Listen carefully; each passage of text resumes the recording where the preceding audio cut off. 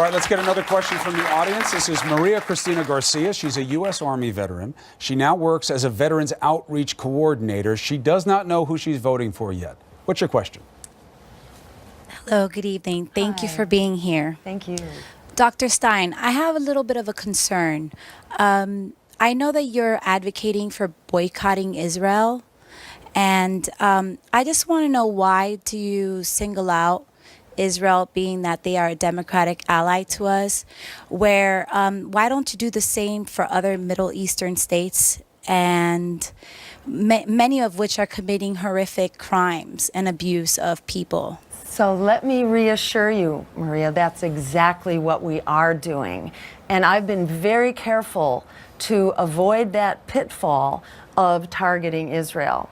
And what we say is that we are turning over a new chapter, because we ourselves have been as guilty of this as any of our allies.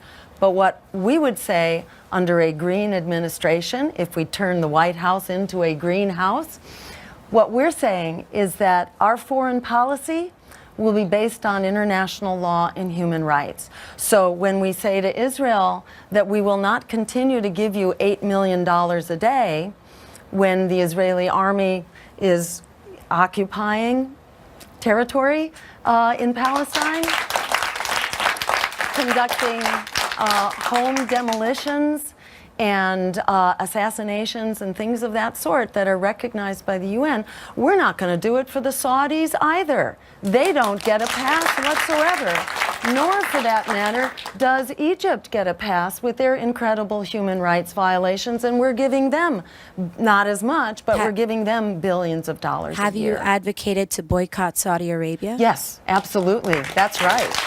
Another follow-on this would be that Israel is not Saudi Arabia or Egypt. It certainly occupies a special alliance with the United States, and supporters would argue faces an existential threat that others do not. So do you see Israel as being a special ally and in a unique defensive position in that part of the world? Well, you know, I happen to be of Jewish origins, so yes, I have a special connection to Israel, and I have family members who are living there part-time. But, you know, I don't think we are doing Israel a favor by condoning a policy that makes Israel very insecure, that makes Israel the target of hostility from its neighbors.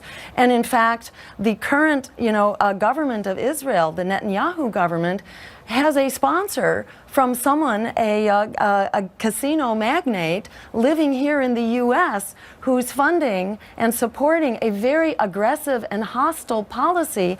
He's not even living there. I don't think that's good for someone to be influencing Israel's policy when they don't have to live with the consequences. Well, from a starting position, I understand you have family relations there, but do you believe that as a state that Israel has a preference as an ally that Saudi Arabia and Egypt or anyone else does not? Do you believe they're a special ally, yes or no? I believe all of our allies are special allies. Israel and all of them. We are all members of the human family. I think we have responsibilities to everyone to create a world that works for all of us. And by sponsoring a very hostile military policy that violates international law, that doesn't do us any favors. There are people in Israel who are really working for human rights, who are actually building community with the Palestinians. There are human rights groups that are building trust, that are building community, and that are building confidence. These are the groups that we need to be lifting up to create a Middle East that's going to work for everyone.